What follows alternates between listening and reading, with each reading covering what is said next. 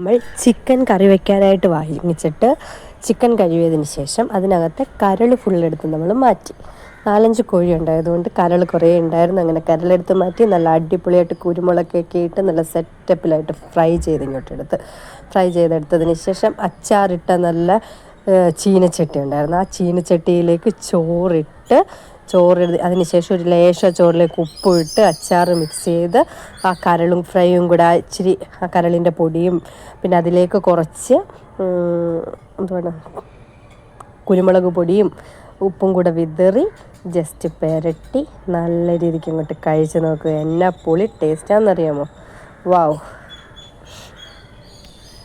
അല്ലെങ്കിലും നമ്മൾ കറി വെച്ച കറിച്ചട്ടിയോ അച്ചാറിട്ട പാത്രങ്ങളോ അങ്ങനെ അതിനെല്ലാം നല്ല ടേസ്റ്റി ആയിരിക്കുമല്ലോ പാത്രങ്ങൾ. അതിലേക്ക് അരപ്പിലേക്ക് നമ്മൾ ചോറിട്ട് മിക്സ് ചെയ്ത് കഴിക്കുമ്പോൾ അപ്പോൾ അതിൻ്റെ കൂടി കരളും കൂടെ വന്നപ്പോൾ നല്ല ടേസ്റ്റായിരുന്നു.